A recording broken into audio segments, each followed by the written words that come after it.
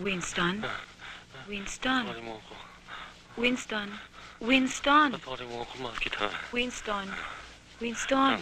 Winston? Winston? Eva!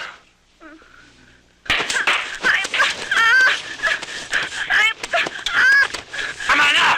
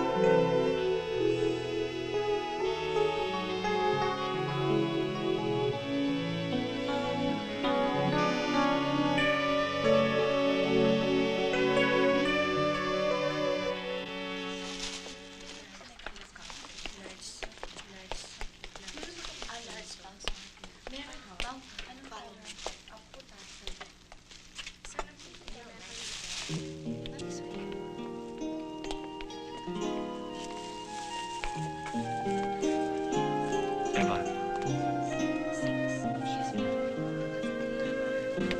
Eva.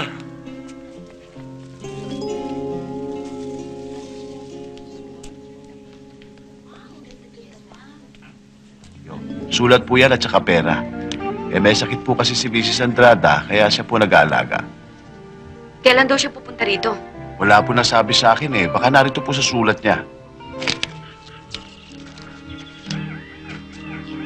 Ma'am, Sabi ko, bingi ka ba? alis na ako.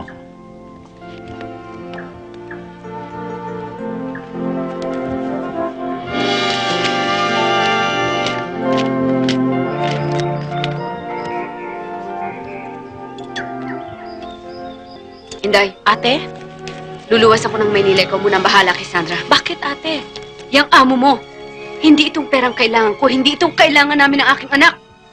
Ilang buwan na siyang hindi sumisipot dito. Dinadaan ako sa pera-pera, sulat-sulat.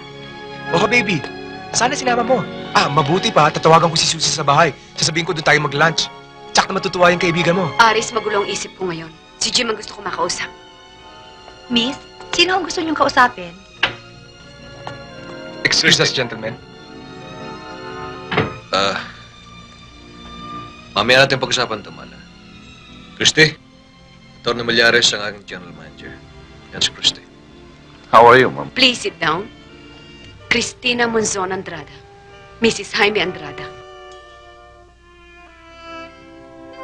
Buntis na si Miding.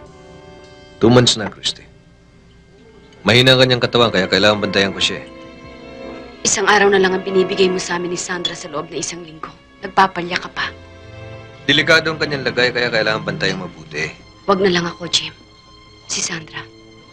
Kailangan din siyang alagaang mabuti. Sabik kang magkaanak. Binigyan kita. Ngayon babaliwalain mo. Hindi, Christy. Mahal ko anak natin. Mahal mo si Miding. Mas mahal mo siya. At ako, ano ako ngayon sa'yo? Ginawa kong lahat dahil gusto kong lumigaya ka. Of course you made me happy. Pero hindi mo naman maialis sa akin matuwa dahil magkakaanak na kami ng tunay kong asawa. Okay. Ililipat ko kayong dalawa mag-ina dito sa Manila, pero pakiusap lang, Christy. Tandaan mo mabuti ito. Huwag mong guguluhin si Miding. Ikaw ang ama ni Sandra. Hindi ko nakakalimutan niya, Christy. Ganun din naman si Miding. Nag-isiling mo si Sandra. Kinausap ko siya. Sabi ko, hiwalay na kita. Pinigilan ako ni Miding. Ang sabi, wag daw. Alang-alang sa bata. Wag daw. Bibigay ko ang mga kailangan ninyo, tutuparin ko ang pangako ko sa inyo. Hindi tayo mag-iwalay, but this time strictly on my own terms. Huwag ka mag-iiskandalo, sapagkat si Miding pa rin ang tunay kong asawa. Siya ang mas higit na may karapatan. Malaki utang natin sa kanya, Christy. Magbayad tayo.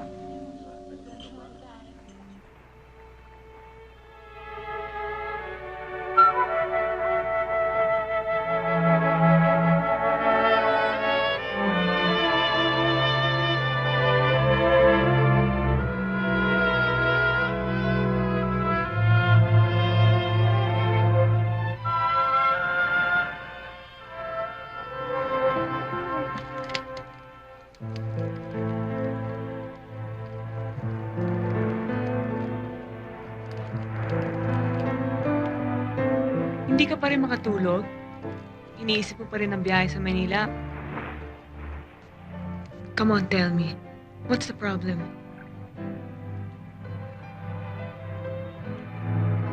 Ayokong masaktan ka. Kung bukas, sa makalawa, sa isang buwan, sasaktan mo pa rin ako. Sabihin mo na lang sa akin ngayon. Tungkol ba ito kay Desiree?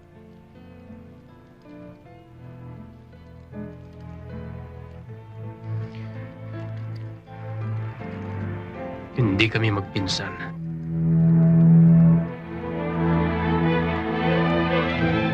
Niloko mo ko? Totoo pa lang lahat ng nabalitaan ko? Hawak ka niya. Bayad sa yung board and lodging? Clarissa, bago ako mag-hysteria, kaya mo ako magpaliwanag. You deserve each other. You and that are one and the same. Pareho kayo. You better watch your language! Nakakahiya ka! Kalalaki mong tao na sisikmura mong mabuhay sa pinagpawisan ng isang babae. Nakakadiri ka. Iniisip ko lang na hinahawakan mo ako kanina. Gusto ko nang maligo! Oh, and I forgot something.